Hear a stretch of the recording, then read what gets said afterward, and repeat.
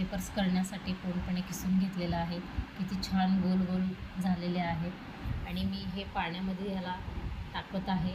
रात्री 10 वाजता करत आहे मी हे रात्रभर भिजून ठेवणार आहे.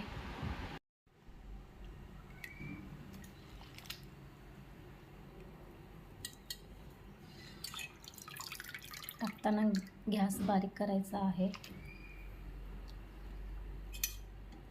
फक्त पाण्यात मीठ टाकायचं आहे. मीठ शिवाय काही सुद्धा टाकायचं नाही आहे. हे पहा, गॅस फुल ठेवले, उकळ आलेलं नाही आहे.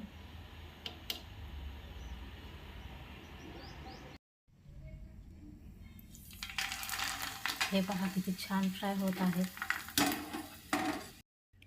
हे पहा किती पांढरे शुभ्र झालेले आहेत. मी फ्राय केले आता.